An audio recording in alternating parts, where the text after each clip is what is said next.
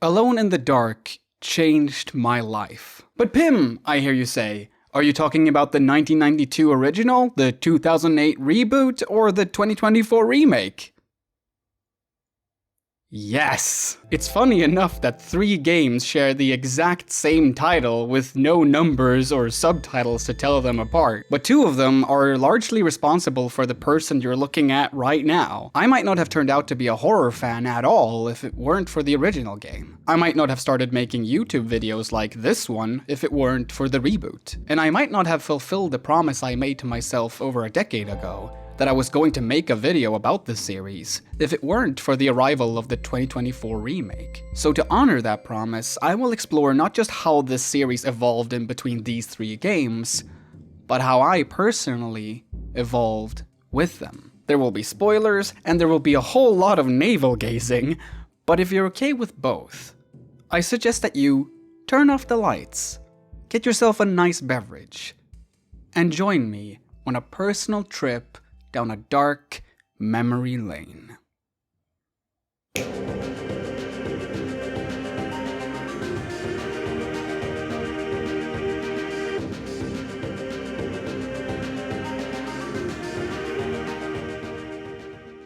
Devil worship makes me smile. The 1992 version of Alone in the Dark has long been credited with one particular thing: being the first survival horror game. Though its spiritual successor, 1996's Resident Evil, actually coined the term. One should always be a little skeptical when something is declared to be the very first of anything. One could just as well claim that the 1981 game AX2, Ushu Yusou Nostromo, was the first survival horror game. Likewise, Wolfenstein 3D, which has been called the original first-person shooter, was actually preceded by 1974's Space Sim and 1973's Maze War. The one thing I can say for certain is that Alone in the Dark was my first horror game experience, the first step on my journey to become the horror enthusiast I am today. I couldn't have been more than 4 or 5 years old. While I don't remember much else apart from my dad steering private investigator Edward Carnby through the attic of the spooky Derceto Manor, that memory alone made a significant impression on me. My parents were normally strict about age recommendations for video games, so it would take another decade before I was allowed to buy any horror games of my own. However, if I'm being perfectly honest, I did play my fair share of scary games whenever I visited friends after school. Sometimes I would even buy games to keep them there, so I could safely play them without my parents ever knowing. So, if you're watching this, sorry Mom and Dad. Thankfully, my parents never threw away our old CD-ROMs of the first and second Alone in the Dark. So the original game has both figuratively and literally been with me since around 1998. Which makes it all the more strange that I, not once, took the game out of my shelf and played it to the end. For most of my life, there was this personality-defining yet unresolved piece of myself that I kept neglecting to revisit. Until now.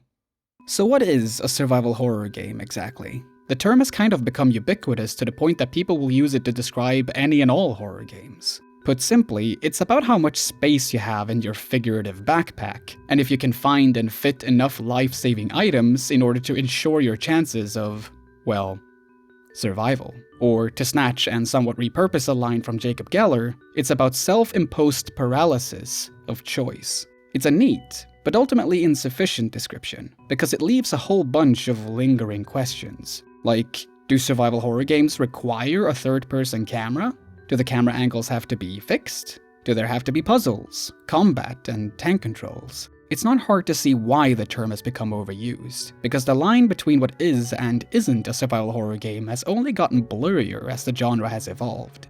Alone in the Dark obviously checks all those boxes, as it was one of the first, but these traits originally came from somewhere else entirely, namely point-and-click adventure games. And you can see that influence much clearer in Alone in the Dark than in any of the games that were later inspired by it. The inventory screen of your standard survival horror game is primarily used for item management. You use it to check how much ammo you have, what thing to use in order to solve a puzzle, if you need to spend some of your medicinal weed to heal yourself. Alone in the Dark's inventory screen, like in the point-and-click adventures that came before, also contains a list of player actions. The game doesn't know if you want to open a drawer unless you explicitly demand the player character to do so. Likewise, you have to specify if you want to either drop or throw a selected item. At first, this made me feel a little spoiled, that today's horror games usually have a single button that distinguishes between these actions for me, based on context. In a Resident Evil game, whether you want to open a door, climb a ladder, or push a button that will blast a nuclear laser into the remains of what used to be called Nemesis, you can always count on the good old X button to get the job done.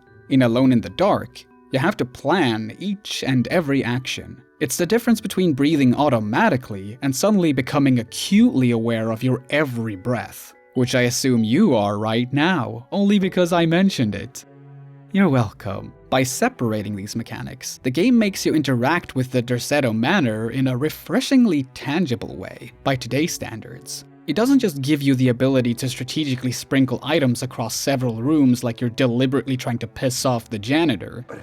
It adds an additional layer of challenge to figuring out how an item can and should be used in order to progress, for better or worse. Another aspect Alone in the Dark borrows from the point-and-click adventure genre is, of course, the puzzles. If you've ever wondered why survival horror games even have puzzles in the first place, Alone in the Dark might be the game to either blame or praise for that, depending on your preference. It might also be the reason why some of those puzzles tend to be exceptionally obtuse. Video games rely on various forms of conflict in order to keep the player engaged. Action games have combat, role-playing games have dialogue options, and point-and-click adventures have puzzles. Now, if your game is primarily centered around solving these puzzles, you kind of have to make them difficult unless you deliberately want the player to reach the end with minimal resistance.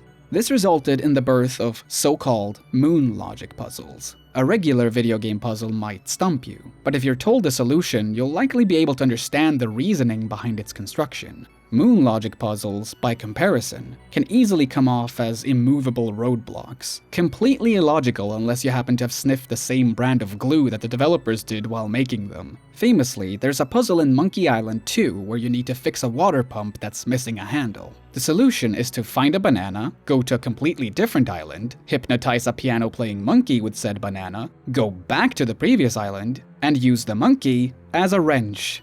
A monkey wrench. Get it?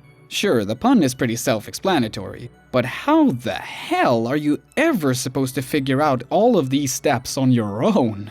I'm genuinely asking, I never actually played Monkey Island 2, since Alone in the Dark is the kind of game that expects you to decipher that the hostile paintings at the opposite ends of this hallway should be neutralized with a blanket and by throwing an arrow respectively. I did what I usually do when playing games with lots of puzzles. I resorted to a guide. If that's considered cheating, I don't really care. My main focus when playing horror games is, and will always be, the atmosphere, and how it affects me. Besides, when there is a puzzle that can literally lock you out of reaching the end, I believe it's perfectly justified to take some extra precautions. According to the guide that I used, the mirrors you need in order to turn these purple gargoyle-type monsters into stone can allegedly break if you're carrying them while being attacked, meaning that you might be screwed less than 20 minutes into the game. You can save at any time, so if you save often, there's a good chance to avoid situations like this. But you wouldn't know how many parts of the game could permanently halt your progress. Which is good horror, I suppose, but it comes at a high risk of creating frustration. What differentiates Alone in the Dark from its adventure game contemporaries, in how it creates conflict, is that it also features real-time combat. From an outside perspective, it looks just like how combat works in Resident Evil. You stand in place and either shoot or whack whatever or whoever is in front of you until it falls over. However, even if you're intimately familiar with that franchise, you still might need some time to adjust to the fighting methods of Edward Carnby and Emily Hartwood.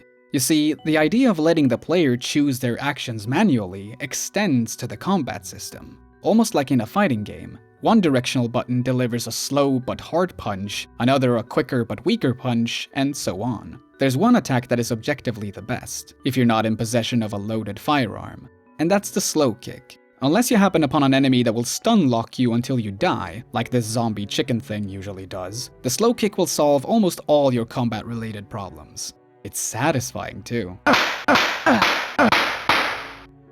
Flawless victory. It's not an elegant combat system, though that's par for the course when you're playing a survival horror game. One of the most central pillars of the genre is disempowerment, after all. Though once you get the timing down, the combat system feels a lot more reliable.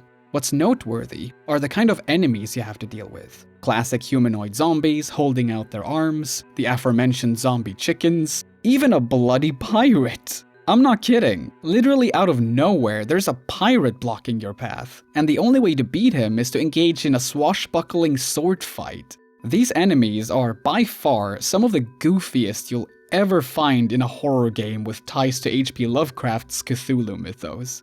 I think it works though, because the game has an undeniable sense of humor about itself which it makes no effort to hide. I mean, the game ends with Edward celebrating his escape from the manor with a joyful Super Mario jump. It's one of those things you can vividly imagine the developers putting in there just to make themselves laugh. And so did I. So why are you here fighting a pirate anyway? Well, that depends on which character you choose to play.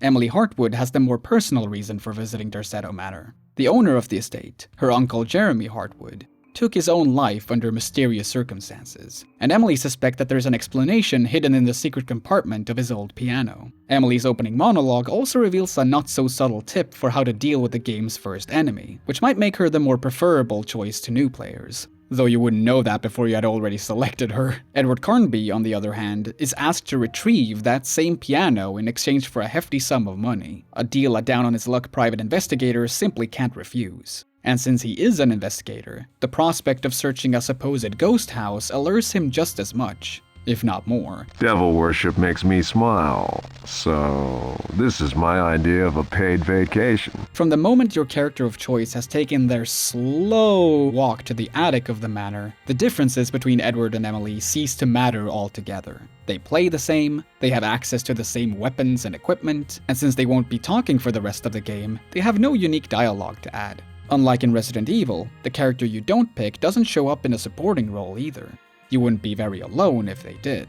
So the choice of protagonist simply comes down to whether you're a trans-masculine gamer or a trans-feminine gamer. Cis people don't play horror games! The reason for the mansion being haunted, as well as the unfortunate demise of Jeremy Hartwood, stems from an undead pirate named Ezekiel Prext. See? The pirate made sense!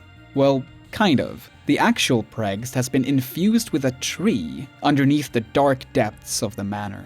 There, he has patiently been awaiting a suitable body to possess, conjuring horrible nightmares to trick the manor's inhabitants to descend into his lair, so that he can finally fulfill his lifelong dream of being present for a game over screen that was among some of the scariest stuff I had seen as a 5-year-old. You'll learn most of this by reading various books and diary entries, another concept that eventually became a genre staple. While these documents offer some effective ambience to the Derceto Manor, the mood they attempt to establish slightly clashes with how the rest of the game looks. There's an amusing irony in that Alone in the Dark takes place in one of the most well-lit locations that's ever been featured in a survival horror game. Even on the rare occasion that a lantern is required, the light illuminates with such intensity and range that the effect is indistinguishable from turning on a ceiling lamp. It's only at the end, when the game wants to complicate the challenge of traversing an underground maze, that the radius of the lantern's light is severely reduced, finally giving us the dark promised by the title. I made a whole other video about why early polygon graphics, and more specifically the early PlayStation aesthetic, make games scarier through the ways it abstracts and perverts every visual aspect of a game's reality. In another case of irony, the supposed grandfather of the survival horror genre is perhaps the #1 exception to that rule. It's not that the game never tries or succeeds in being unnerving, but due to how the environments and monsters are lit, it's not likely that the visuals will instill fear or doubt in the player, unless you have a peculiar phobia for colorful orbs. No, where Alone in the Dark shines as a horror game is in all the ways it stirs distrust in the Derceto Manor itself. If you think your biggest threats are the monsters patrolling the halls, you have already lost, because the second you think you're safe, the floor will literally fall down under you as you watch poor Edward or Emily plummet to their early death. Open the wrong door? Dead. Investigate a ghost just sitting and chilling in a chair? Dead again. You can even be killed by reading a book, which I find very relatable as someone with ADHD. These unexpected deaths might frustrate some players just as much as the puzzles and potential softlocks, though personally I feel like they're far apart enough to be more tension building than annoying. The game's director, Fredrik Reinal, had this to say on the topic during GDC 12. In an adventure game, you walk 80% of the time. And I said, if you want to put big pressure on the player, just scare him through what he does all the time. That's why in the first corridor, the floor is all cracked. And so, if you step on it, you just die. Usually in a game, you never do unavoidable traps like this, but it was to put pressure on the player, and it worked so well. When the testers were playing, each time they saw a darker pixel somewhere, they went, be careful, be careful. It just happens once in the game, but now you're afraid of walking. It was the same thing for opening doors. You open one and there's a monster just behind it, so now you're afraid of opening every door.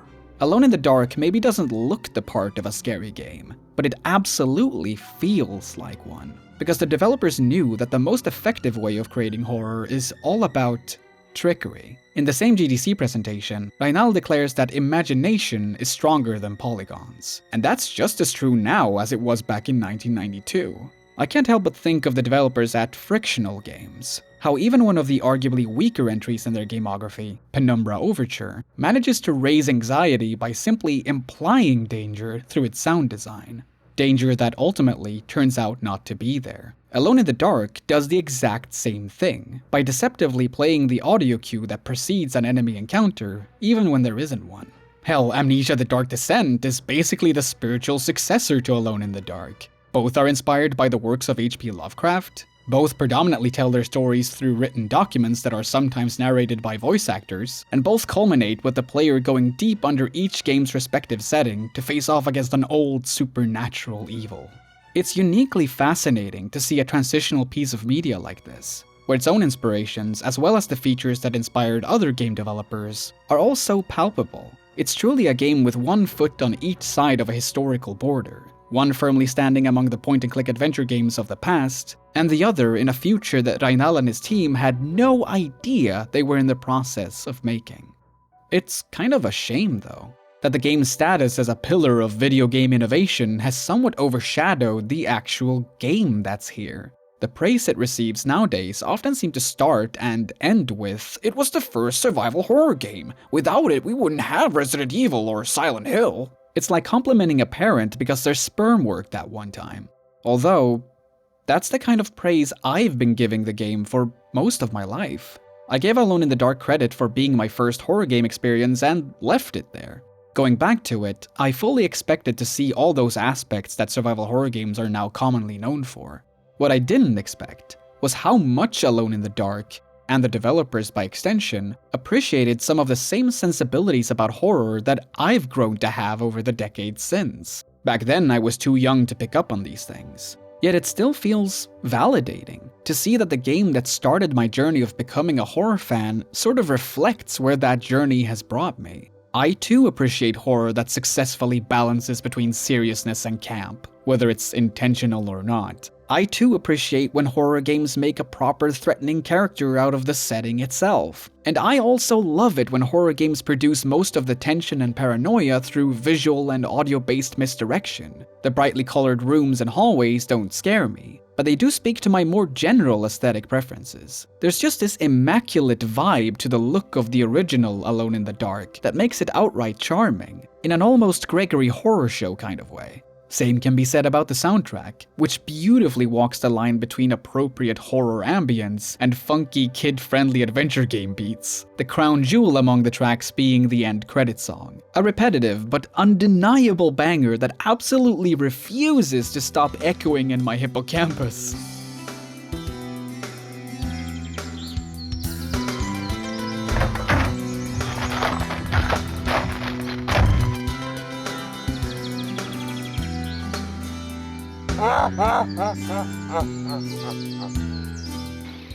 Despite the things I don't care for, like the genre-typical moon logic puzzles and the awkwardness of having to double-tap the up key in order to run, it's like this game was made for me, or at least the person I am now. So maybe it was a good thing that I waited so long to revisit it. I just needed to wait long enough to realize that Alone in the Dark wasn't just the alleged first survival horror game, or that it was my first horror game experience, but that it's a pretty damn good game in its own right. I'm the fucking fucking universe! Jumping ahead to somewhere around 2011 or 2012, when I was either 17 or 18 years old, I was at a Swedish music festival with the corny name of Peace and Love. It was morning, and I was on my way to the closest convenience store to buy some breakfast. I daydreamed on the way, as I still do when I go on longer walks, and suddenly an oddly specific idea popped into my head. What if I were to make a YouTube channel, in the vein of the Spoony Experiment and the Cinema Snob, but in Swedish? There weren't that many other Swedish YouTube channels comparable to that type of angry media criticism, so I could be one of the first, I thought. As if that was something we needed. But what would be my first review?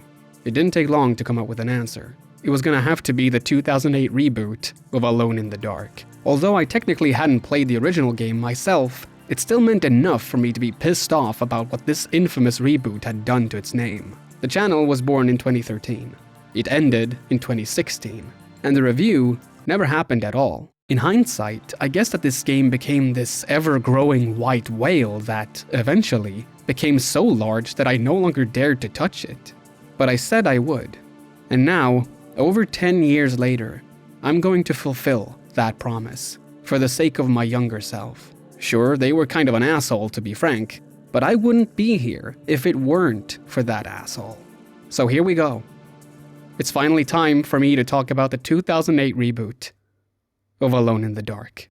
After 2 sequels and a first attempt at a reboot called The New Nightmare, French developer and publisher Infogrames, now rebranded Atari Inc., handed over the task of developing the next Alone in the Dark title to Eden Games, a company that previously had only worked on racing titles like V-Rally and Test Drive Unlimited. In an interview posted on Gamerside.com, then producer at Eden, Noor Poloni, had something quite telling to say about what the direction of this second reboot attempt would take. Our inspiration is really the very first game in the series. It successfully innovated technically, told a great story, and pretty much single-handedly created a genre. Rather than direct inspiration in terms of game design, it's more about our ambition to live up to its huge legacy of innovation with our game.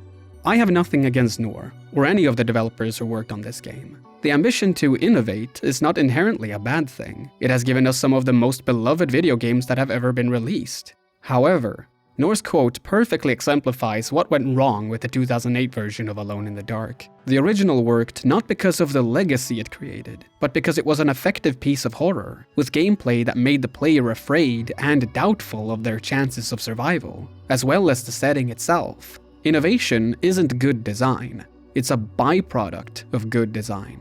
This is why the mainline Resident Evil games have mostly remained true to the design values that Capcom learned from Alone in the Dark for close to 30 years. Even when they made the misstep of releasing the overproduced and incoherent mess that is Resident Evil 6, they quickly course-corrected the series back to its survival horror roots with the sequel. By focusing on general innovation, rather than the game design that made the original Alone in the Dark so special, Eden risked alienating players who fell in love with the series' first outings and confusing the hell out of everyone else. Which, as it turns out, is basically what happened.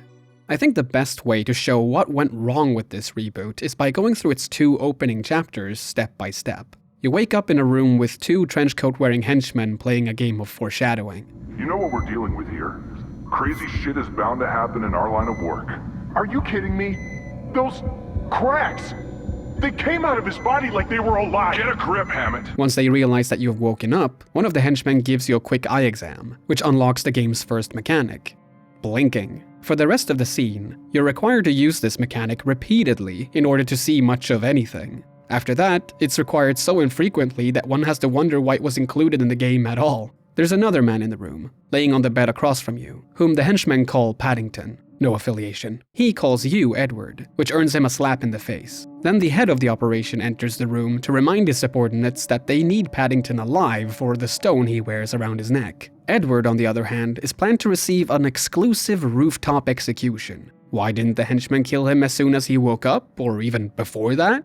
Because writing is hard, you guys! As you're being escorted to the roof, large, organic-looking cracks start slithering across the walls. They grab and seemingly devour the henchmen, allowing Edward to escape into the elevator shaft. Though not before he angrily shatters a mirror for not showing him a face he recognizes, which also happens to trigger an impressively seamless transition to a third-person camera. The reveal of Edward's amnesia is then followed by a dark descent down the elevator shaft, where the game takes the opportunity to show off its physics engine. It actually does this a lot throughout these first chapters. As Edward enters one of the floors below, he has to physically move a table, put out a dynamically evolving fire with a fire extinguisher, which he can only do when switching back to the first person mode, and break a door down with an item of your choice, which he can only do in third person. Breaking the door requires you to move the mouse, or right thumbstick, with an appropriately barging motion. Although since I played the PC version, this footage probably makes this look way easier than it actually is. After some more fire extinguishing, Edward receives a gun, which he can only use in first-person mode, unless he's carrying a throwable item. You use the gun to shoot the handle of a locked door, because, you know, the game has realistic physics.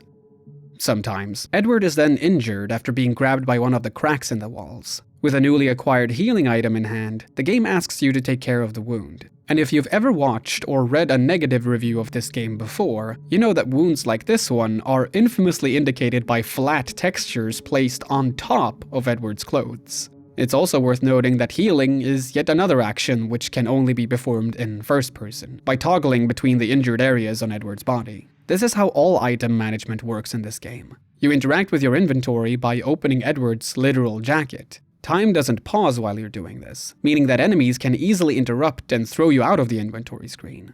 It's actually not a bad idea, from a design perspective, since it forces the player to properly prepare themselves before any eventual encounter with an enemy. It's conceptually similar to how the inventory screen works in the 2012 title Zombie U, where you can only see it by physically looking down on your Wii U gamepad. Though while Zombie U uses a more traditional and easily readable grid-based menu, the Alone in the Dark reboot slightly complicates things by asking you to recognize what the various items look like while tucked into Edward's pockets, from a top-down view. The game sort of tries to reduce any potential confusion by having pockets that are only used for items of a particular size, but this doesn't make navigating the menu feel any less clumsy. The healing spray is apparently so powerful that the whole room starts collapsing after you use it, turning the room into a short but loud set piece, where Edward ends up hanging from a gargoyle overlooking modern-day Central Park, which the game thinks is the most appropriate time to put the so far not so appropriate title of Alone in the Dark on screen. Edward then falls from the gargoyle, but is saved by a conveniently placed rope.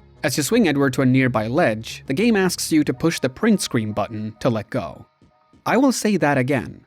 The game asks you to push the print screen button to let go of the rope.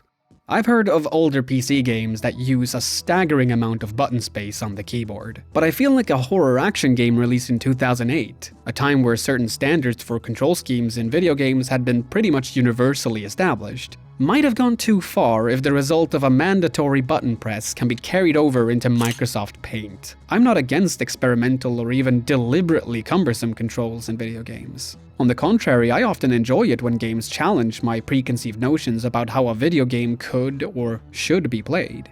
What makes the difference here is that it's so emblematic of the game's central problem. Of course you have to press the print screen button to drop from a rope, because even the tiniest little thing needs to be quote-unquote innovative. It's the game's main reason for being. The question is, why? What purpose does this serve?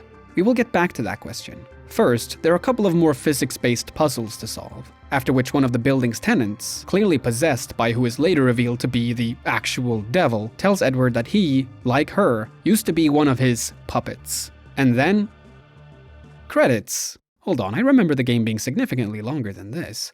And it is. The game interrupts this cutscene mid-conversation because one of its many gimmicks is that it's all presented like episodes of a TV show. It even plays one of those previously on segments when you load a save.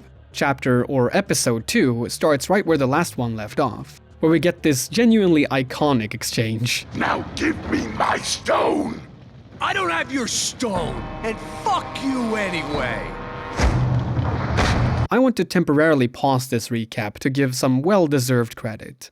The late James McCaffrey kills it in this role. Among the positive memories I have of this reboot, and there aren't many, McCaffrey's performance is on the very top of the list. He doesn't do much to distinguish his voice from his more famous role of Max Payne, but just like how screen actor Nicolas Cage will elevate even the weakest material, so too does James McCaffrey give the very best and most entertaining performance out of what he's given here. Hey, look on the bright side. You're in great shape for an old man. Forgive me for not laughing. My dentures would fall out. Rest in peace, you absolute legend. This is where you get your first taste of the game's combat, and even if you don't have to deal with the unreliable mouse controls of the PC version, it quickly becomes apparent that it's a flawed system. The game asks you to strike this enemy down with whatever improvised weaponry you find. Some weapons are obviously less effective than others. A chair will almost instantly break upon impact. A metal-based kitchen tool will last longer, but will not do much damage, whereas the strangely placed katana will slash through your foe with just a couple of swings. However, you can't finish off an enemy with brute force alone. They also have to be burned. So when an enemy has gone down, there's a short window of opportunity when you can drag their body towards a nearby fire, if there is one, which in this case is something the game only gives you the opportunity to do after you've hit the enemy enough times. Here's the thing. The way the game teaches you to do combat is the least convenient way to do it. Since the game relies on somewhat realistic physics, the best way to approach 90% of the game's combat encounters is to pick up a flammable item, dip it in flames, and then walk up towards enemies with Edward's arms stretched out in front of him until they evaporate. This technique completely undermines all the supposedly stronger melee weapons, like swords, as well as the entire mechanic of being able to realistically move Edward's arms around. It also lessens the impact of the enemies themselves. What initially makes them at least slightly frightening is that they are such a hassle to deal with. Trying to drag a body around while being attacked by another really adds to the risk-reward aspect that combat in survival horror games should have. But as it turns out, this isn't combat as much as it's a game of poking dudes with a fiery stick. For long-range combat, you can use a flammable substance to make the bullets in Edward's gun more useful, though it's such a waste of valuable resources when you can just hurl the ball containing the flammable substance and use one bullet to eviscerate enemies instantly. The combat system certainly allows for experimentation, but once you've figured out what strategies work best, there's no incentive to try anything else. Combat in the original game wasn't perfect either by any means, but at least it successfully helped to create and retain tension. And ultimately, the player gets to spend more time with what works in the original than what doesn't, unlike the 2008 reboot. There isn't a second playable character this time around, or even a mention of anyone named Emily. What the reboot does have is Sarah Flores, an art dealer who Edward coincidentally happens to meet when catching an elevator. Despite having no personal stake in Edward's quest post getting out of the building alive, she sticks around as his companion, in more ways than one. She does provide the occasionally useful text message, though other than that, she was so clearly made to be little more than a romantic interest for Edward, and the way their relationship evolves from strangers to lovers is inorganic at best. She kisses Edward after you've successfully beat a CPR minigame in Chapter 4, and when she asks him if he loves her at the very end, he says yes without skipping a beat. There is no character development in between these scenes. They just love each other now because, well, he's the protagonist, she is the only woman in his vicinity, and they are at the end of a 2008 video game. What else are they supposed to do?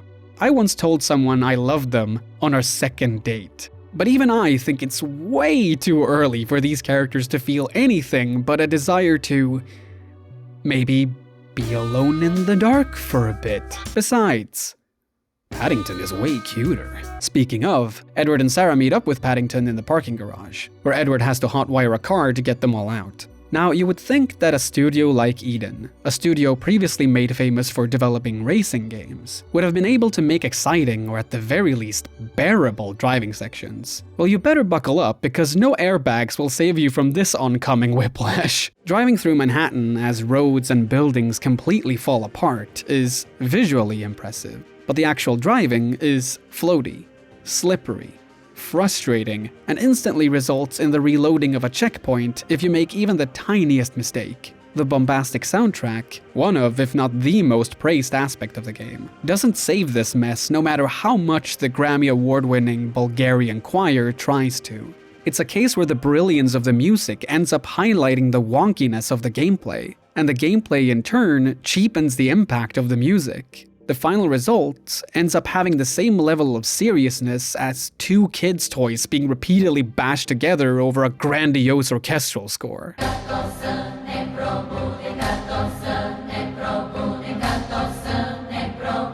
Oh, who am I kidding?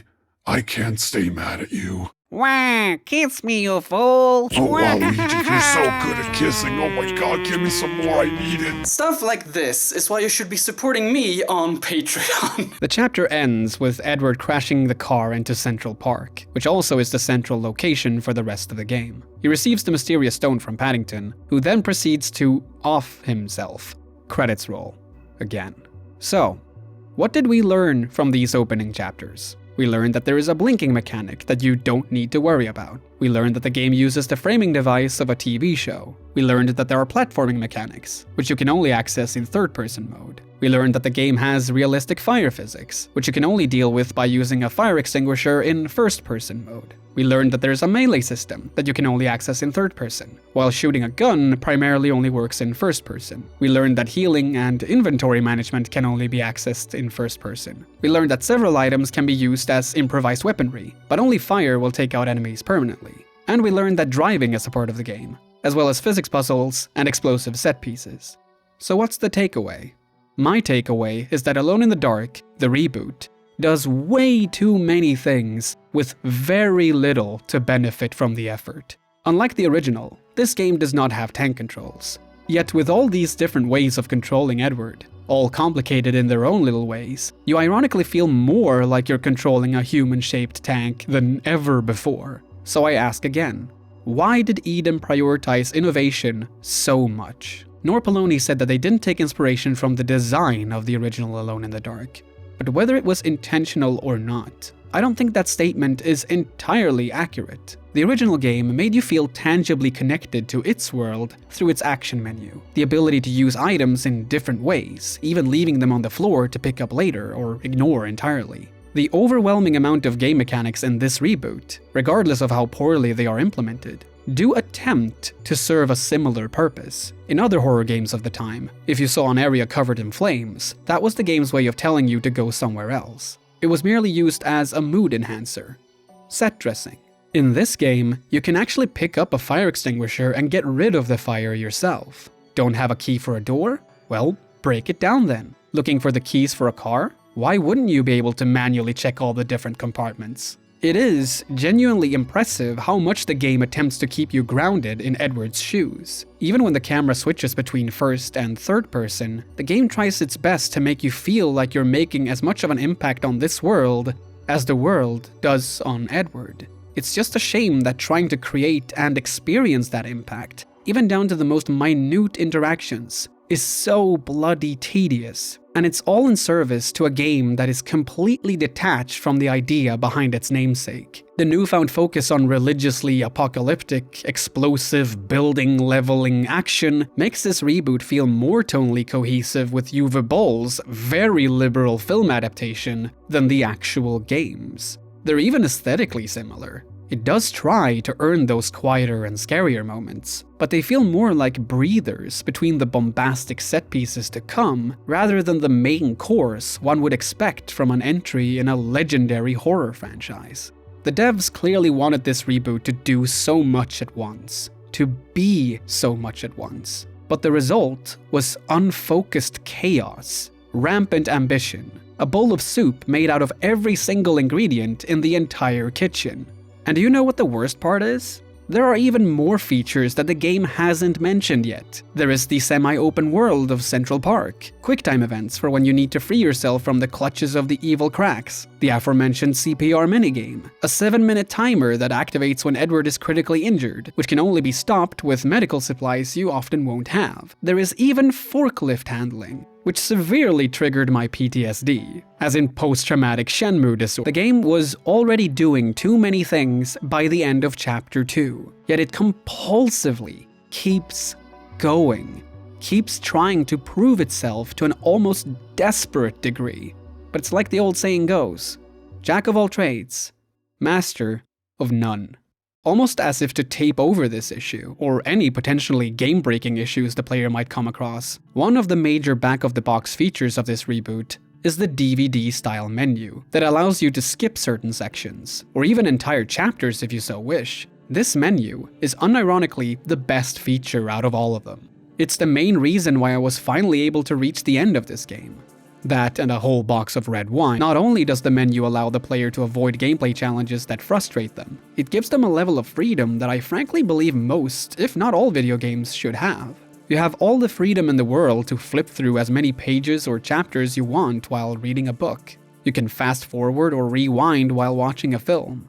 Video games are strangely locked in comparison, which comes with upsides as well as downsides. By not allowing you to skip anything, video games force you to engage with all, or at least the most essential of its contents. That's what you would want, right? You buy a game to play through as much of it as possible. Well, the downside is that a lot of people simply might not want to do that, especially if there are only certain aspects they've come to enjoy, or that they want to re-explore. You might ask why the hell I would even make the comparison with films and books, because who would put on a film only to fast forward through huge chunks of it? I ask you this, have you ever gone to YouTube just to watch an isolated scene from a film you really like? It's the same thing. Say you like a specific boss fight in a video game. Why should the game be allowed to gatekeep access to that boss fight if you've already paid for the whole package? Or say that you're really vibing with the quieter moments of the Alone in the Dark reboot, but have to suffer through a bunch of platforming and car chases to get to them. Sure, you're not getting the full experience if you ignore those bits, but at least you're getting something out of the game rather than tossing it all aside completely. Something I tended to do very frequently when I started out as an angry video game reviewer. Even with the DVD menu, I'm fairly certain that if I had made the Alone in the Dark video when I originally planned to, I probably wouldn't have played more than 2, maybe 3 hours of the game before declaring that it's unplayable trash that didn't deserve any more of my time, or anyone else's for that matter. The reason I would have done so, apart from being a prick, is because I would probably have felt that using that DVD menu was, in a way, cheating. But video games aren't inherently competitive, especially not single-player games. Not since the golden age of the arcade. You have just as little to prove from watching a film to the end as you do from reaching the end credits of a video game. If I'm being honest, I might have enjoyed the reboot of Alone in the Dark way more, or at all, if I had used the DVD menu much more often than I ended up doing. It wouldn't have made the overall quality of the game better, but it could have enhanced my personal experience with it. And isn't that more important? So far, I've been calling this game a reboot, though the more correct term might be soft reboot. It is undeniably supposed to be a new beginning for the series, but the story is still connected to the original game in more than its name. Slightly more anyway. As a paramedic checks out his medical records, it turns out that Edward doesn't just share his name with original protagonist Edward Carnby.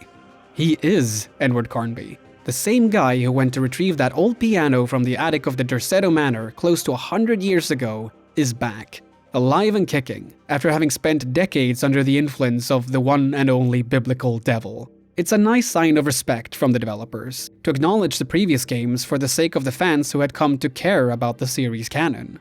But what does this actually add to the story of this game? He neither looks nor feels like the same person. That this is Edward Carnby ends up meaning just as little as the blinking mechanic. Beyond some initial lip service, it's just another tacked-on element. Had the game used more of its runtime to explore the subject of Edward as a man out of time, maybe that would warrant this connection to the previous games. But all in all, it just ends up being superfluous. The actual story revolves around the stone that Edward received from Paddington. There's a second one, and together they open a gateway to hell, which conveniently lies beneath the grounds of Central Park. Edward needs to retrieve the second stone so that Crowley, the man who ordered Edward's execution at the start of the game, doesn't get to it first.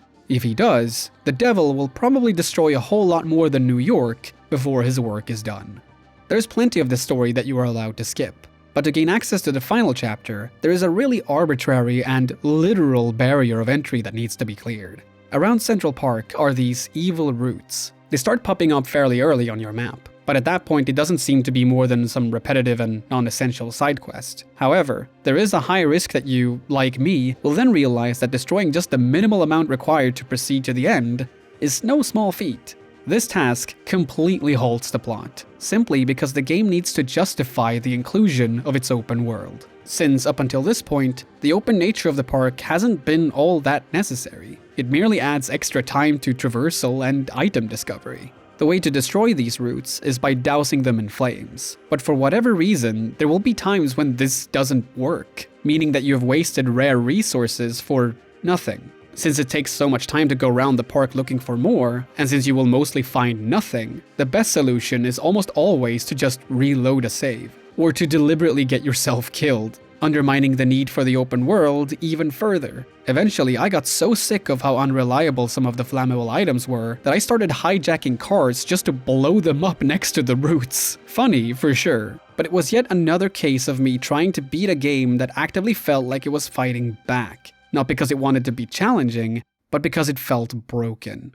So after taking care of the routes and solving a bunch of underground light puzzles, a section I decided to skip almost completely, Edward finally finds the owner of the second stone, and takes him on one final timed driving section, which ends with Edward shooting Crowley in the head. One would think that's how it all ends. The stones are safe and the villain is dead after all.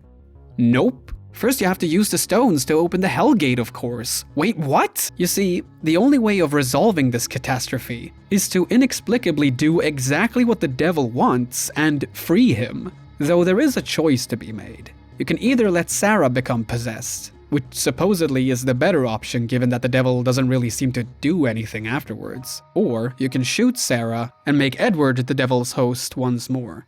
This is considered the bad ending, since it's the player character who's being possessed, and because Edward is apparently such a good host that the devil can use the full force of his demonic powers through him. As bad as that is, at least this ending gives us the best line reading in the whole game. I'm the light bringer! I'm the fucking universe! I don't think I can truly convey how awful it is to play through the reboot of Alone in the Dark. It is, and I'm not being hyperbolic in the slightest, one of the worst video games I have ever played. It fails as a horror game, it fails as an action game, and most of all, it fails as an Alone in the Dark game. It says a whole lot that a studio known for well-received racing games couldn't even get the driving right during this project. It was ambitious to the point that it made seasoned developers worse at their jobs. 10 years ago, I would have said that I hated this game. Despite how much it hurt me to revisit it, I couldn't possibly say that now. How could I? No matter how overly dramatic it may sound, I owe my life to this game. I may have been an asshole in my late teens and early 20s, and my angry reviewer videos were mostly terrible in retrospect, but the hate I felt for the 2008 reboot of Alone in the Dark was what made me realize that I didn't need to prove myself to some established video game magazine to talk about games. I could just do it on my own. I started meeting people who were making similar things, and made friendships that have lasted to this day. As I honed my craft through the years, and learned that being angry is in fact not the same as being honest, I also learned that video games, even quote-unquote bad ones, all have a perspective that can make for an intriguing examination. That all video games, to a degree, deserve to be taken seriously. Some of the things I've said about the Alone in the Dark reboot, I probably would have said if I had made the video I planned 10 years ago, especially the negative stuff, if not exclusively the negative stuff. What I probably wouldn't have said, but that I will say now, is that this game is relatable. I have created a whole lot of things, using a variety of artistic expressions beyond YouTube videos. I've made and acted in short films, I've made music of different genres, hell, I even think I tried writing poetry at some point. Personally, I feel like there had to have been some level of hubris involved in each and every one of those projects. I mean, how could I, a young adult who had barely read any poetry whatsoever, expect to create poetry of my own? More often than not, my attempts at creative expression resulted in something I became embarrassed of in retrospect.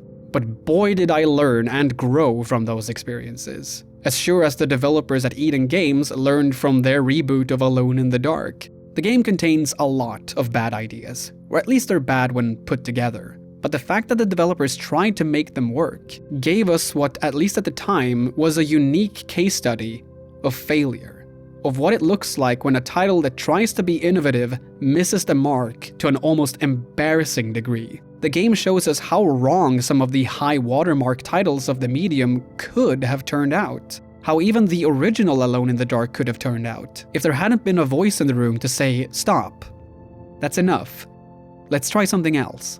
It's been said that it's a miracle that any video game exists at all, based on how bloody difficult they are to produce. In the 2022 film Nope, main character OJ asks if there is a word for a bad miracle.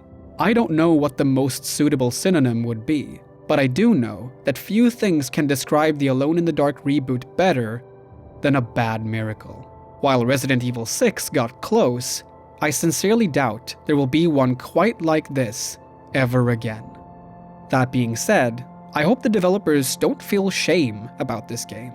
At least not anymore, because all that I could feel for them as I watched the end credits roll by for the final time was gratitude.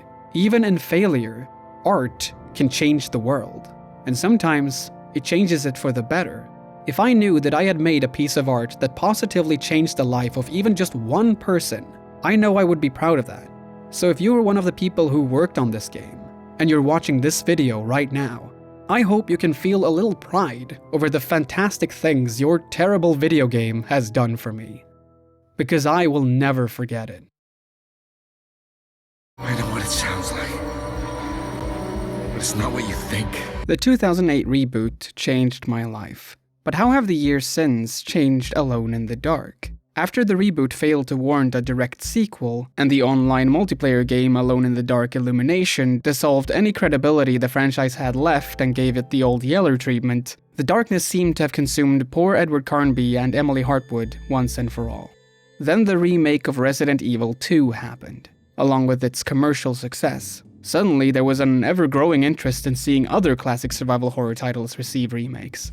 And now, there was a blueprint. So close to 10 years after the last Alone in the Dark, we now have a remake or reimagining of the original 1992 game. One that clearly borrows its third-person over-the-shoulder camera perspective, precision-based, gun-tooting action, and story that slightly differs depending on the choice of player character from that 2019 remake of Resident Evil 2. And who is to say that Alone in the Dark shouldn't be ripping off Resident Evil? After all, there might not have been a game to remake if Alone in the Dark had not been the original blueprint Capcom followed in the first place. Besides, they're mostly superficial similarities. By remaking the first game, rather than doing another reboot, the developers at Pieces Interactive inevitably forced themselves to confront the question that Eden Games seemingly tried to avoid.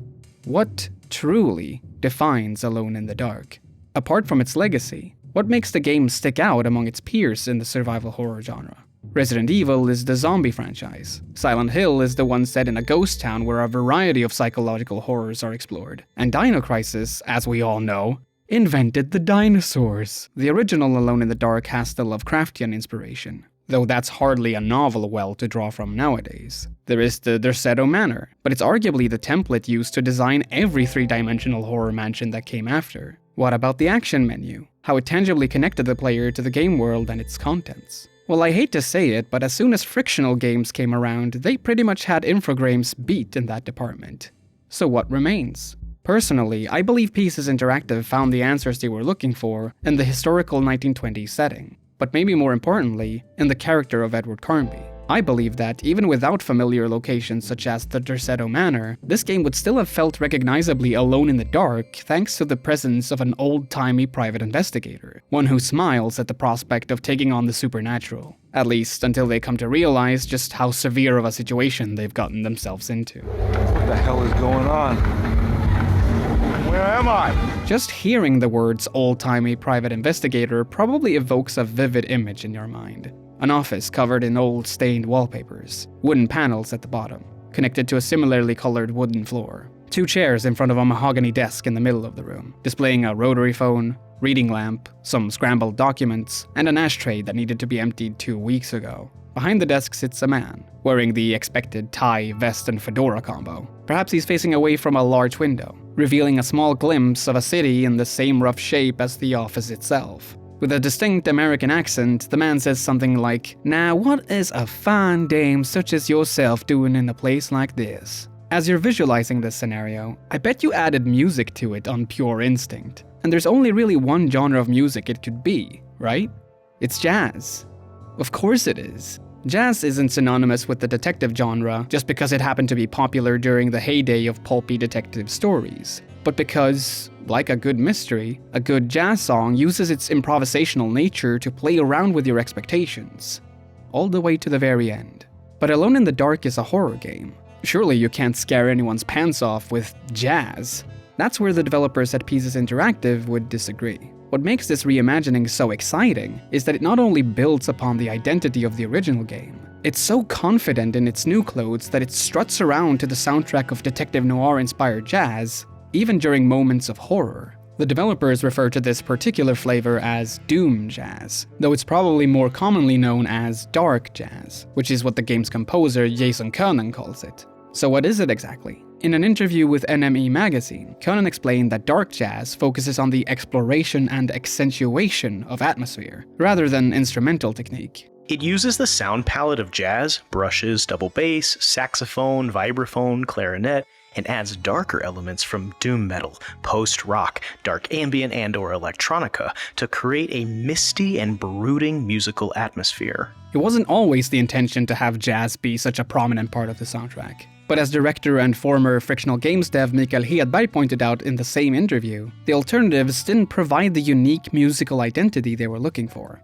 We tried so many things before, different tones and styles, and of course, we tried playing around with the original material as well. It always felt like it was lacking. When playing with the original material, it even sounded like we were mocking it. Nothing was working. The best stuff we had about a year ago, before Koenen came along, was not bad, but it felt so conventional and expected. We finally just thought, let's just lean into this. Let's commit. So, we did away with the more generic, dramatic music and brought Jason Koenen on board to help us flesh out the soundtrack. And thank God that they did, because I would personally argue that this decision not only makes the remake of Alone in the Dark stand out musically, it successfully ties together the franchise's new and updated identity. The 2008 version of Alone in the Dark had the issue of the quality of the soundtrack being undermined by the lesser quality of the game. It's not as grandiose as that soundtrack, but what Koenen and musical director Arni Bergursoya bring to the 2024 version perfectly represents the game's vision as much as it enhances the experience of playing it. Something else that adds to the detective vibe is how the game handles inventory management, or rather how it doesn't. It's certainly ironic that the franchise which created the survival horror mold has partially abandoned one of its most defining features. You still collect items, though you never have to worry about running out of space to store them. And each item is generally used one particular way to solve one particular kind of puzzle. The management part of your inventory has more to do with collecting relevant documents, and figuring out how they relate to puzzle solutions, and the case as a whole. For example, there's one recurring puzzle type that requires you to cross-reference zodiac signs with their numerical placement on a pie chart in order to produce the correct combination for a padlock. Like a detective, you'll be learning a lot about where to go or what to do from reading documents like these, which would have worried my inattentive ADHD brain quite a bit if not for the option to have every document in the whole game voiced by the characters who wrote them. At the start of the game, you're also allowed to choose whether you want puzzle hints or not. Customizable puzzle difficulty has existed for quite a while in survival horror games, though I wouldn't say that it's the norm. So seeing both of these features in this iteration of Alone in the Dark makes me feel catered to in a way I rarely do when engaging with this genre. All documents being read out loud is especially welcome, since it's useful from an accessibility standpoint, as well as a means of adding emphasis and drama to what is written. However, the lack of traditional inventory management raises a point worthy of examination. Is this actually a survival horror game? The simple answer is yes. Not all boxes have to be checked in order for a title to pass as a true entry in its genre. The slightly more complicated answer is that, in its attempt to embrace and build upon its heritage, the remake has also reunited the franchise with its point-and-click adventure roots. Puzzle and item collecting isn't a distraction. For a significant part of the game, it's the attraction, as well as conversing with other characters in and outside of cutscenes. The Derceto Manor is still free for the player to explore, and gradually opens up as you make progress through it, though the sections dedicated to action and combat are comparatively linear in nature. They're also physically separated from the rest of Derceto, taking place in manifested memories of town districts, snowy mountains, and the trenches of the Great War. In other words, this remake is not entirely one thing or another. It's a survival horror game, an adventure game, and a level-based action horror game, all in one. Despite the combat system having its own flavor of occasional clunkiness, it's leagues better than the combat system in the 2008 reboot. Most of all because it's way simpler. Almost too simple. You have 3 guns, 4 if you count a late-game flare gun that is useless for enemy encounters, and an array of breakable melee weapons that will stun-lock everything with a pulse as long as you keep spamming the attack button. Are some melee weapons better than others? I couldn't tell you. All I know is that if you swing a brand new weapon on an enemy, both it and the weapon will often be toast by the end of the encounter, at least on the normal difficulty. Doesn't that make the melee combat just as bad as in the 2008 version? Well, no. For one, it helps you preserve ammo for your long-range weapons, which are actually useful in this game. Secondly, the variety of different melee weapons feel more like a way of masking what is basically the singular melee weapon, by adapting its appearance to suit the context of where you find it. An oar would probably look out of place in an underground Egyptian tomb, but an ancient cutting tool like this one wouldn't. There are also throwable items, like Molotov cocktails, which feel oddly familiar in the way that they only engulf their target in flames sometimes. Still, even when a Molotov doesn't work, you can still shoot the puddle it leaves behind to remedy the situation. It's a clunky combat system, but more importantly, it's not frustrating. It's clunky in the way the combat system in a classic survival horror game would be. But to paraphrase developer Salavir Nelson Jr., people might have a harder time accepting that combat looks like this when the character you're playing has the realistic appearance of real-life actor David Harbour here. But this is what combat in survival horror games used to feel like, and I think there's a charm to it. Not just because it encourages you to try and avoid combat altogether, it's all about survival after all, but because it's another thing that contributes to the remake having a distinct identity in today's AAA survival horror space. Combat in the remake of Dead Space feels good. Combat in the remake of Resident Evil 4 feels even better. But survival horror isn't about feeling good or powerful. Ride a bike that is brand new and you won't have a care in the world. Ride a bike with a slightly loose and loudly creaking tire, and the only thing you'll be able to think about is if you will live to see your front porch again. The remake received a notably mixed reception upon release, and I think that's partially due to people expecting its scale and polish to be more in line with other recent horror game remakes. To an extent, it's an understandable expectation. On the surface, it does look like Resident Evil 2, and Mikael Hedberg would even invite you to make that comparison. The thing is, Alone in the Dark might be the grandfather of survival horror, but I don't think it's got the same brand recognition today that Resident Evil enjoys. So our thinking was that if people are hungry for the next entry in that bigger franchise, then maybe we could get their attention by delivering something comparable. I'm not saying that to diminish our game, of course, I just mean that we're operating in the same space and you don't always have to reinvent the wheel. If a Resident Evil 2 fan tries out the new Alone in the Dark, they will easily be able to pick it up. This statement stands in gratifying contrast to the one Nor Poloni made about the 2008 reboot. No. The remake did not have to reinvent the wheel, and it's frankly for the best that it didn't try to. However, the statement also avoids a harsh truth, that nobody should have expected this game to win universal acclaim, because it was never going to be a grandiose return for the franchise to begin with. Alone in the Dark star has waned. It hasn't been at its peak since 1992. There was simply no way that an entry in this series would be granted a quadruple A budget when the last entry was Alone in the Dark Illumination. You know, I'm starting to think that maybe video games were a mistake. The remake had the name recognition, sure, but given the franchise's history, it was still kind of a gamble. I don't believe that a lack of time or money was the primary issue, although it might have been one of them. The main problem was expectations. Because when you meet this remake where it's at, even with its rough edges, you have what might be the best entry since the original, and not just because the bar used to be way below sea level. The game's start makes it perfectly clear that there's going to be a subversive approach to the story. Just like in the original, a frog attempts to cross the road, but this time it's quickly munched on by an alligator. The car that used to only carry one of the playable protagonists, the one you chose, now has both Edward Carnby and Emily Hartwood sitting in the front seats. You can still only play as one of them at a time, but unlike the original, you will repeatedly encounter the character you didn't pick throughout your stay at Derceto. Both will go through the same chapters and events, sans one exclusive subplot for each character's version of Chapter 4. It might not seem like enough to warrant the inclusion of 2 playable characters, especially considering that, while those subplots offer some additional depth to our protagonists and their past, the game wouldn't exactly be incomprehensible without them.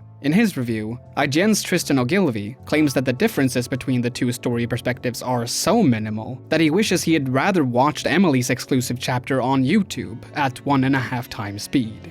This take saddens me. I don't bring it up to bash IGN as a publication. I bring it up because I fear that a lot of people might be convinced by Ogilvy's take, and because I believe it completely disregards the differences between the playthroughs that are most certainly there. It's just that they're more related to dialogues than gameplay. I mean, you could argue that dialogues are a part of the gameplay, but you know what I mean. And sure, you could look up a cutscene compilation with a character you didn't pick for your first playthrough. But what a way to rob yourself of the mystery-solving aspect of the game. Not only do the same cutscene reveal slightly different information depending on the protagonist, there are these campaign-exclusive lanyards that, when you've collected a whole set, reveal even more. Some sets also unlock hidden cutscenes and endings. So all in all, the remake does offer something that the option of dual protagonists in the original game didn't, and it's all the better for it. That being said, just because the Alone in the Dark remake copied some of Resident Evil 2's homework, it doesn't mean that it was obligated to have drastically unique A and B playthroughs. After all, Alone in the Dark was the first survival horror series to have dual protagonists. Sometimes it's enough to simply have one option for trans-masculine gamers and one for trans-feminine gamers. The most subversive aspect of the remake, though, is the catalyst for the entire plot. Jeremy Hartwood. Not only is he alive, Derceto isn't even his manor anymore. This time around, it houses a whole cast of characters, Jeremy included, who have come to have their mental ailments treated. Though this change makes you significantly less alone in the dark in the literal sense, you're very much alone in that you're an outsider, who's being kept in the dark about what is really going on at Derceto. Jeremy is missing, and in his last message to Emily, he wrote about being pursued by the Dark Man, and that Derceto has become the sanctuary of a nefarious cult. Finding Jeremy requires you to use a mystical talisman that allows you to transport yourself into his memories and mental constructs created to keep parts of himself safe. It's deliberately left ambiguous whether these trips are truly happening, or if they are merely metaphorical, which adds to the increasing sense that the character you've chosen to play as is steadily losing their mind as well. In one moment you feel like you're in control over when you hop between these different planes of existence, and then in another you're in some place entirely new at the blink of an eye, not knowing how or why you got there. These sudden transitions essentially have the same tension-building effect as the instant death traps of the original game, though the remake mostly avoids creating any potential frustration that those traps could cause by giving the player plenty of time to react to their new predicament, and how to get out of it.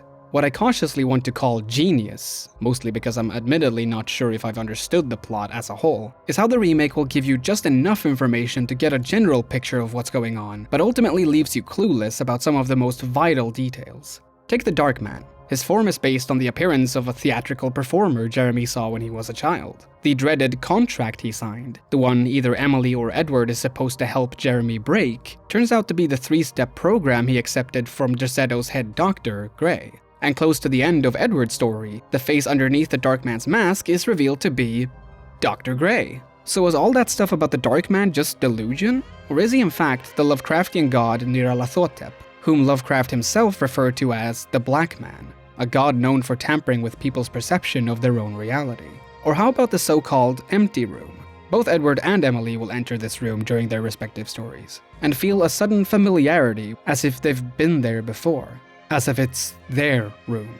Behind the wallpaper, there's an incomplete number combination for a safe, and depending on who you're playing as, the rest of the combination can either be found on Edward's private investigator's license, or inside Emily's engagement ring. Were they actually admitted to Derceto at some point, and then chose to forget in order to avoid facing their past trauma, Shutter Island style? Or does the room in fact play tricks on whoever enters it, as implied by one of the documents you find? I've been contemplating these questions, and others like them, for a while now, and I've come to the conclusion that the same answer can basically be applied to all of them. It doesn't matter. Whether it's all imaginary or all supernatural doesn't change the fact that it feels real to the characters. That makes it sound a little like a Silent Hill game, and that influence is undeniably there. But the difference lies in the ambiguity. There are plenty of hints that there is a Lovecraftian presence looming over Derceto Manor, but until the big twist at the finale, you can't know for sure just what that presence is, or if it's only you and Jeremy who have fallen victim to it. You don't see the very obvious gate leading to whatever Jeremy's madness is serving up next? I don't understand. Are you making some kind of fashion metaphor? I might be alone in this, but the Alone in the Dark remake stirred so much doubt and paranoia within me that I still wasn't sure what pieces of information could be trusted or not as the credits rolled. And that's some high praise for a piece of Lovecraftian fiction.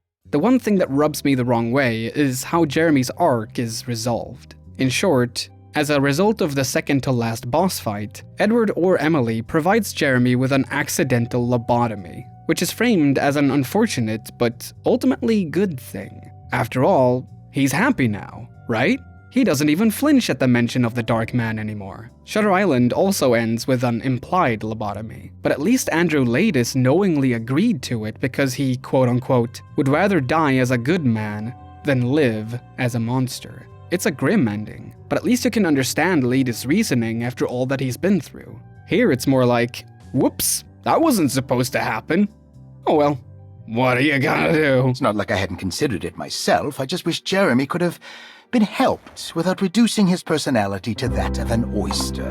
The practice of lobotomy, especially the involuntary kind, has such a terrible history that I find it off-putting how casually it's treated in the Alone in the Dark remake. It fits the time period, and it's not like the game never hinted at the possibility of a lobotomy beforehand. It's just that I personally expected something else from the writer of Soma, one of the most well-written horror games I have ever played. I expected something more tactful, something that didn't deflate all the tension the game had been building up with a literal ice pick to the eye socket.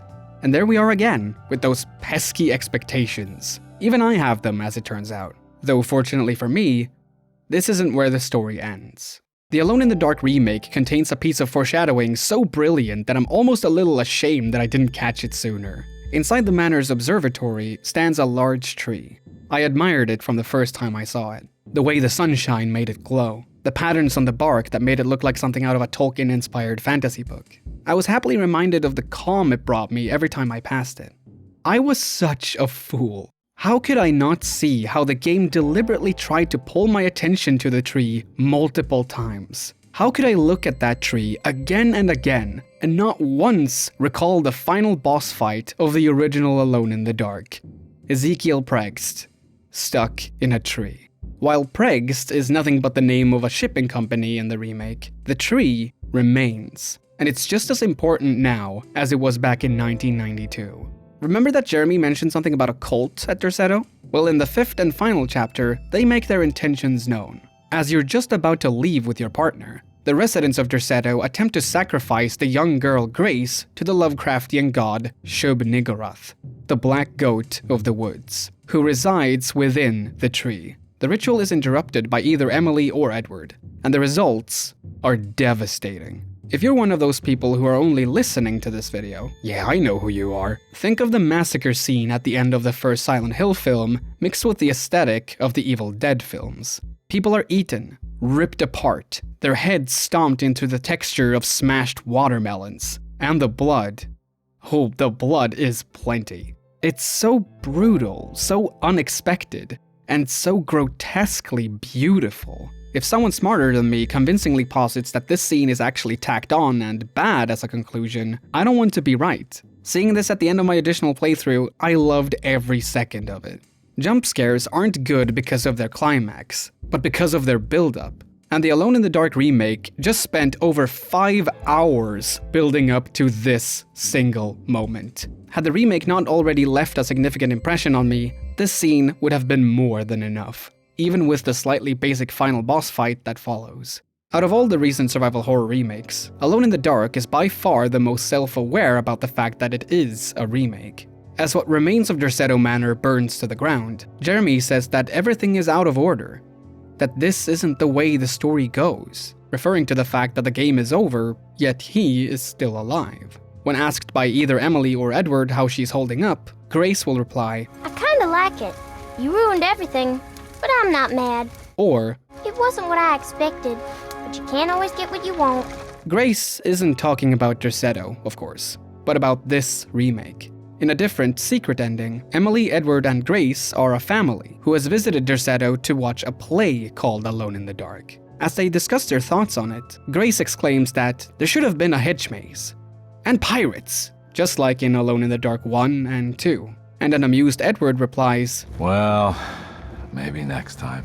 Maybe it's not the main point that the 2024 remake of Alone in the Dark wants to convey, but I find it compelling how it in part can be read as a statement on the impossible task of actually creating this remake, about the pressure of living up to a classic, of the expectations its audience would have, and the mixed reception they themselves expected it to receive.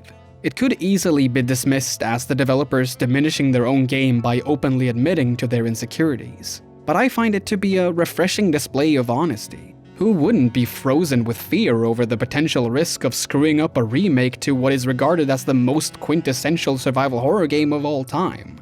But, as previously stated, Mikael Hedberg was right. The 2024 remake of Alone in the Dark didn't have to reinvent the wheel. All it needed to do was be a good game. And that it is. That is everything that any Alone in the Dark game needs to be. Not innovative, but a successful piece of horror fiction. And what do you know? Sometimes you can get what you want. I found some. Great. Was it alcohol? At the very end of the credits in the Alone in the Dark remake, it says, "Non sum qualis eram." I am not who I used to be. These words are as true about Alone in the Dark as they are about myself. Now that I've completed this project and played the new remake to the very end, I feel like this franchise reflects my life's journey more than ever. The original game was an awakening, both for the horror genre as well as my personal interest in it. The reboot led me to become a video creator, and ultimately changed the course of my entire 20s. A time when I, like the game, was also struggling very hard to try and figure out my identity. And finally, the remake gave me closure. Unless the Scandinavian name gave it away, Mikael Hedberg, who wrote and directed the remake, is a Swede, like me, and Pieces Interactive is a Swedish video game studio, located in the town of Skövde, a town that I've visited multiple times. I even had one of my all-time favorite dates there. I'm not much of a patriot. It's not necessarily pride that I feel for the latest Alone in the Dark game being developed here. What I feel is that the series came home, knocked on my door like an old friend I've missed for years, and personally invited me to take another ride with them. Maybe the last ride. Neither of us are who we used to be, but we reconnected because we remembered who we were. And during the ride, we excitedly talked about who we've become since then. Both of us ultimately realized that we wouldn't be here, together again, if we hadn't reevaluated those older days. If we hadn't thought about the things that were worth losing, changing, and those that were worth keeping. Sometimes you have to figure out your past to know what your future should be, if you're satisfied with who you are in the present. That's what Alone in the Dark did for me. That's what Pieces Interactive, Eden Games, and Infogrames did for me. Though more importantly, it's what Alone in the Dark ended up doing for itself. As a critic, the statement that something is just a video game is one of the worst I can possibly think of, because not only does it aim to undermine video games as an art form, but the very real impact they have on people. During the 10 years I've been doing this across several different channels, I've often said that I'm not sure who I would be if I wasn't reviewing and making essays about video games. But I realized that it's more accurate to say that I don't know who I would be without Alone in the Dark. The only thing I know for certain is what I wouldn't have. Now, this next part is gonna get grossly heartfelt, but the answer to that is you. All of you. The people who inspired me to learn and grow into the critic and essayist I am today. The new and old friends I'm still in contact with. My ridiculously talented peers that I've had the absolute pleasure of getting to know on a more personal level. The people who have contributed to my work with art, music, their literal voices. And of course, I wouldn't have the people who have watched all that work, who are watching this video right now, who have given their hard-earned money in support of my dream of perhaps being able to do this full-time someday. The thing is that talking about video games isn't about being angry or spiteful. It's not about dunking on something for the sake of feeling superior. You can even argue that it's not about the video games at all. It's about exchanging ideas, perspectives, life stories. I believe that video game criticism is an invitation to socially interact with one another, an excuse to bring up and reflect upon each other's views of art, and by extension, our worldviews. Video game criticism and art criticism in general helped me to express myself. It made me learn about humanity, and most importantly, it made me connect to the people that I care about the most. So in the end, I guess Alone in the Dark was literally about the friends I made along the way. I don't care what the internet says. Sincerity is fucking cool! But that's enough about me. What about the games themselves? What can we learn from these specific games in the Alone in the Dark series? I think it can be summarized with a secret cutscene in the 2024 remake. Once you've collected a particular set of lanyards, a set called the Heartwood Curse, this scene will play out as you interact with the noose in the attic of Derceto. It features Jeremy Heartwood reciting his final letter from the original game, word for word. But then, as he's about to take his own life, he changes his mind. What would happen if I refuse? Would the whole world come apart? Or would everything conspire to make a new story? Maybe one where I live.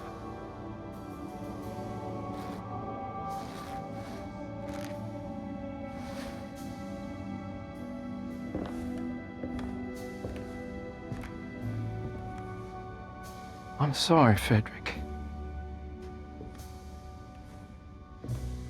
The 2024 game is a remake, yes, but it's also an acknowledgement that the series simply can't live in the shadow of its one major hit forever. The original game might be one of the most influential horror titles of all time, but it didn't choose to be. It just turned out that way. Eden Games made it their mission to innovate the genre once more, since that is what Alone in the Dark is known for. But to no avail. The 2024 remake is the first game in the series to openly admit that it doesn't need to push the envelope to be relevant. That it can actually just be a template used to tell compelling horror stories. So maybe it's about time that we stop talking about Alone in the Dark as a milestone, to stop expecting it to once again live up to that status, and start enjoying and exploring what it has to offer. We could talk about how other games could benefit from, say, having written notes read by voice actors for the sake of accessibility and drama, something that unfortunately is far from the norm in horror games. We could talk about the idea of the DVD-style menu from the 2008 reboot, how it could potentially make games more appealing. Or we could talk about how the 2024 remake makes a case for why horror game combat doesn't have to be smoother or slicker just because modern-day graphics are so much closer to reality. There is more to Alone in the Dark than its legacy, and that deserves to be acknowledged, and more importantly, experienced. Because who knows, maybe one of these games might end up changing your life, one way or another. And now, after a whole decade of procrastinating, I can finally say that my video on Alone in the Dark is finished. Thank you for watching. And a special thanks to the lovely people who support me on Patreon. Here are some of them. Anna Day, Callum Wally, Christopher Berger, D.E. Wright, Duncan Scott, Eben Phantom, Frans Johannes Foylner, Håvard Krugerud, Jack Lightfoot, Jesse Earl, Kalis, L. Tantivy, Lesser Sage of Stars, Losty, Mackenzie Macaria, Nicole, Quill Lightful, Robin Hartz, Sablecow, Sethzard, Silkmoth, TB Skyen, 10 Tiny Kittens, The Mighty Jinjojo, and Vinders. I also want to thank Hotsider for the thumbnail, Freja Karolina for the music, which will eventually be released as a separate soundtrack, so look out for that. I want to thank Eurothug 4000, Gameservatory, Mira Cox, and Pixel a Day for proofreading the script. Mira is actually a script editor and caption writer for hire, so if you need any personal assistance in those departments, I highly recommend their services. I also want to thank Embrace of Shadows, Tango Mushi, Gameservatory, and Monty Sander for providing their voices to this video. And finally, I want to thank my dad for sitting down with me to play the original Alone in the Dark all those years ago. I love you. Oh, and one more thing. If Pieces Interactive or anyone else ends up making another Alone in the Dark game, for the love of God, bring back Edward's mustache. Where is Edward's mustache in the remake? I know there's an alternate skin that makes him look more like he did in the original game, or exactly like he did in the original game, but that's not good enough. David Harbour needs to grow a mustache, and he needs to do it now. Do it, David. And if anyone dares to stop him, I will fucking body slam you.